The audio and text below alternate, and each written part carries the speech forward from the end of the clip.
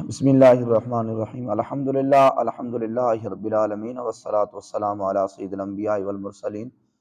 اما بعد فاعوذ باللہ من الشیطان الرجیم بسم اللہ الرحمن الرحیم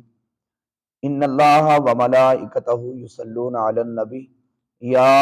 ایہا الذین آمنوا صلوا علیہ وسلموا تسلیما اللہم صلی علی سیدنا ومولانا محمد وعلی آل سیدنا ومولانا محمد وبارک وسلم مولا یصلی وسلم دائما ابدا علی حبیبک خیر الخلق کلہم یا رب بالمصطفیٰ بلغ مقاصدنا واغفر لنا ما مادا یا واسع الکرم۔ معزز ناظرین، جیسا کہ الحمدللہ ہمارا یہ درس و تدریس کا سلسلہ جاری و ساری ہے، آج آپ کی سماعتوں کی نظر سورۃ ابراہیم کا تعارف کرنے جا رہا ہوں، اس امید پر کہ یہ میرے ناظرین کے لیے اور میرے لیے اللہ رب العالمین کی رحمتوں اور برکتوں کا ذریعہ اور سبب بنے گا۔ قرآن کو سمجھنے کے بعد ہم سب کو اللہ عمل کی توفیق عطا فرمائے۔ قرآن سے تعلق جوڑنے کے بعد رب تعالیٰ میں ہدایت پر تا دم مرگ سلامت رکھے اور قیامت والے دن قرآن کا ساتھ ہم سب کو اللہ نصیب فرمائے۔ معزز ناظرین، میں اپنے موضوع کی طرف بڑھنا چاہتا ہوں۔ سورۃ ابراہیم کا جو تعارف ہے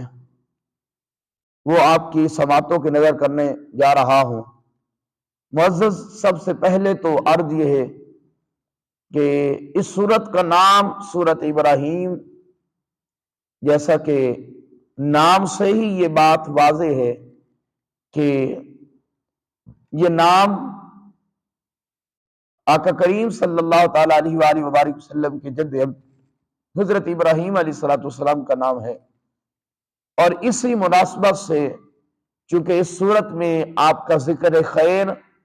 حضرت ابراہیم علیہ السلام کا ذکر مبارک آیا ہے، تو اسی مناسبت کی وجہ سے اس سورت کا نام بھی سورۃ ابراہیم رکھ دیا گیا۔ اور یہ والی آیت کریمہ وَإِذْ قَالَ إِبْرَاهِيمُ رَبِّ اجْعَلْ هَٰذَا الْبَلَدَ آمِنًا وَاجْنُبْنِي وَبَنِيَّ أَن نَّعْبُدَ الْأَصْنَامَ،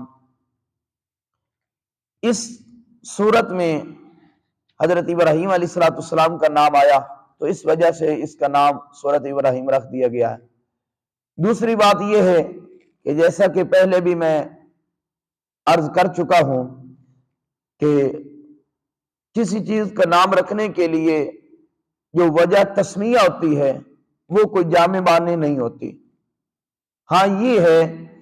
کہ جس چیز کا نام رکھا جا رہا ہے اس میں یہ مناسبت ضرور ہو، لیکن یہ ضروری نہیں ہے کہ جہاں پر بھی وہ مناسبت پائی جائے اس چیز کا نام وہ رکھا جائے، یہ ضروری نہیں ہے۔ تو چونکہ یہاں پر اس صورت میں حضرت ابراہیم علیہ السلام کا نام اس میں گرامی آیا ہے تو اس صورت کا نام سورۃ ابراہیم رکھ دیا گیا، جبکہ اور جگہ پر بھی حضرت ابراہیم کا نام اس میں گرامی ذکر ہوا لیکن وہاں پر نہیں رکھا گیا، اسی مناسبت کی وجہ سے۔ اب اس کے جو زمانہ نزول ہے اس کے حوالے سے اگر بات کریں تو جمہور مفسرین نے لکھا ہے کہ یہ سورۃ ابراہیم جو ہے یہ مکی سورت ہے، سوائے دو آیات مبارکہ جو 28 اور 29 آیات مبارکہ ہیں، جو بسم اللہ الرحمن الرحیم الم تر الی الذین بدلوا نعمت اللہ کفرا واحلوا قومهم دار البوار جہنم یصلونہا وبئس القرار، یہ والی آیت مبارکہ جو ہیں یہ مدنی آیتیں کہلاتی ہیں، باقی پوری سورت جو ہے وہ مکی سورت ہے۔ اور یہ سورت جو ہے، یہ جو دو آیت مبارکہ ہیں یہ بدر کے متعلق اہل جو مشرکین بدر ہیں ان کے متعلق یہ نازل ہوئیں،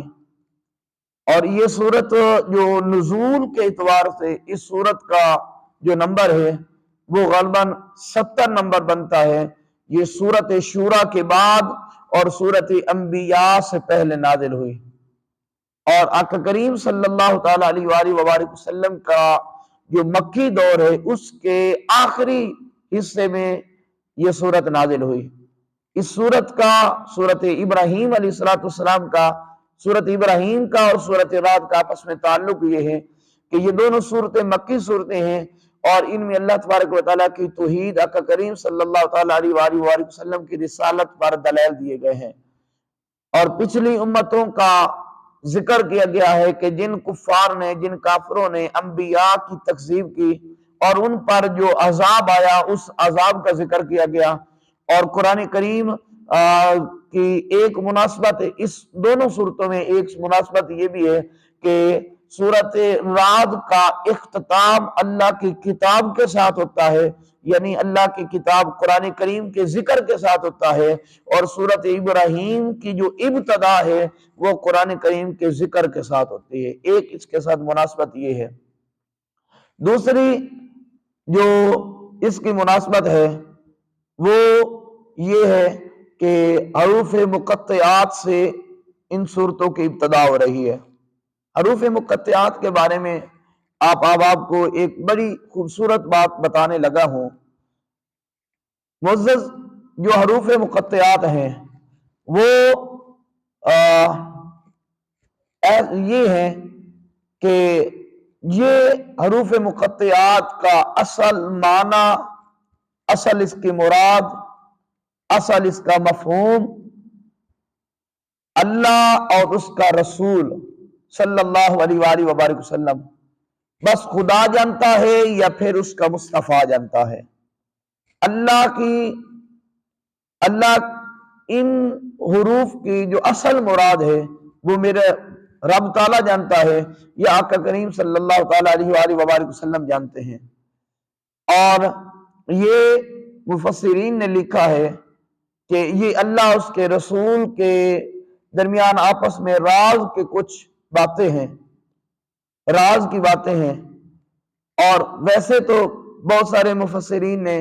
अपने अपने इल्म के मुताबिक इनके मानी भी बयान करने की कोशिश की है, लेकिन सब ने ये बिल इत्तफाक ये बात कही कि ये हमारी अपनी राय है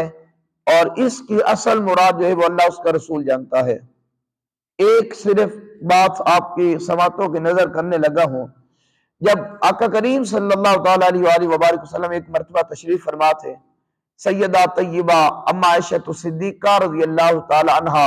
भी आका करीम की बारगाह में थी, तो मेरे आका ने जोश मोहब्बत में फरमाया, आयशा मांग, क्या मांगना चाहती है? तो सैयदा कायनात उम्मुल मोमिनीन हजरत अम्मा आयशा सिद्दीक़ा रज़ियल्लाहु ताला अन्हा आप फरमाने लगी, या रसूल अल्लाह, अगर इजाजत हो तो मैं अपने बाप से मशवरा न कर लो। मेरे आका करीम सल्लम का जो रहमत का समंदर है वो ठाठे मार रहा था। मेरे आका ने फरमाया, आयशा जाओ मशवरा कर लो। हजरत अम्मा आयशा सिद्दीक़ा आका की हजरत सैयदना सिद्दीक़ अकबर की बारगाह में आती हैं, अपने बाबा जान से अर्ज करती हैं, बाबा जान, आका करीम ने फरमाया है मांग लो, क्या मांगना है? तो मैं आपसे मशवरा करने आई हूं, बताओ मैं आका से क्या मांगू? तो हजरत सैयदना सिद्दीक़ अकबर फरमाने लगे, आयशा जाओ, जाकर हुजूर की बारगाह में अर्ज करो कि मेराज की रात अल्लाह के साथ जब अलहदगी और जब गोशा नशीनी हुई थी, तो उस वक्त अल्लाह के साथ राज के जो बातें थे उन बातों में से कोई एक बात बता दो। और फरमाया कि जब बात पता चल जाए तो फिर मुझे भी आकर बताना। हजरत आयशा तो सिद्दीक़ा आका की बारगाह में आती हैं, आकर अर्ज करती हैं, या रसूल अल्लाह सल्लल्लाहु अलैहि वसल्लम पूछ आई हूं। मेरे आका ने फरमाया, बताओ फिर क्या पूछा है? तो मेरे आका करीम सल्लल्लाहु अलैहि वसल्लम की बारगाह में हजरत अम्मा आयशा तो सिद्दीक़ा अर्ज करती हैं, या रसूल अल्लाह, मेराज की रात जब अपने रब के हुजूर हाजिर हुए थे तो उस वक्त जो राज की बातें हुई थी उनमें से कोई एक बता दो। मेरे आका करीम सल्लल्लाहु ताला अलैहि वसल्लम फरमाने लगे, आयशा, उन बातों में से एक बात यह है कि जो किसी के दिल को खुश करेगा, जो किसी के दिल को खुश करेगा, अल्लाह उसे बगैर हिसाब किताब जन्नत अता फरमा देगा। ये बात सुनी, छोटा सा अमल, इतनी बड़ी बशारत और इतनी बड़ी कामयाबी, दिल खुश हुआ। अपने बाबा हजरत सैयदना सिद्दीक़ अकबर की बारगाह में आती हैं, کر عرض کرتی ہیں بابا جان آقا کریم صلی اللہ علیہ وسلم نے یہ فرمایا ہے۔ جب سیدنا صدیق اکبر نے یہ بات سنی تو روایت میں آتا ہے کہ آپ رونے لگے۔ ام عائشہ تو صدیقہ پوچھتی ہے بابا جان کیا ماجرا ہوا؟ یہ رونے والی بات تو نہیں ہے، ایک چھوٹا سا عمل ہے، کسی کے دل کو خوش کرنا، کسی کو خوشی دینا، کسی کی خوشی کا ذریعہ اور سبب بن جانا، اور اتنی بڑی نعمت کہ اللہ بغیر حساب اسے جنت عطا کرے گا۔ تو سیدنا صدیق اکبر نے فرمایا عائشہ اگر ایک طرف یہ ہے تو اس کا دوسرا رخ بھی یہ ہے کہ اگر کسی کو کوئی خوش کرے تو اللہ اسے بغیر حساب جنت عطا کرے گا،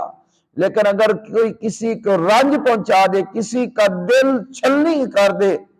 کسی کو تکلیف پہنچا دے اور اس کا دل ٹوٹ جائے تو اس کا ثمرہ کیا ہوگا؟ تو دوستو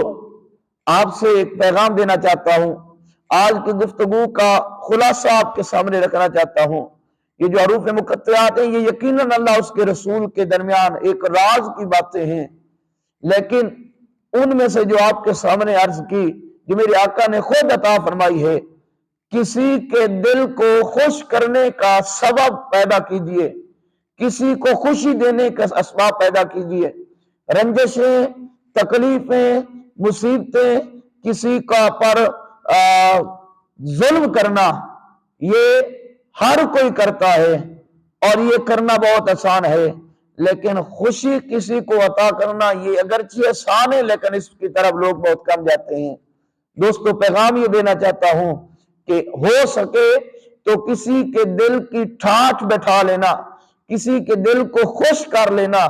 حقیقت یہی ہے کہ جب وہ قیامت والے دن رب کے حضور حاضر ہوگا تو میرے رب تعالیٰ کی طرف سے پھر پیغام آ رہا ہوگا، میرے بندے تو میرے بندے کو خوش کیا تھا، اس کا صلہ یہ کہ جا میں نے تجھے جنت عطا کر دی۔ میرے دوستو بس یہی میرا پیغام ہے کہ ہو سکے تو اپنے مسلمان بھائیوں کے ساتھ احسان کرنا، نیکی کرنا، کسی کو خوش کر دینا، اور اس کی جزا بندہ دے یا نہ دے بلکہ بندے سے لینی ہی نہیں چاہیے، بس اس کی جزا وہ رب عطا کرے گا جس کے خزانوں کی کوئی حد ہی نہیں ہے۔ اللہ رب العالمین عمل کی توفیق عطا فرمائے۔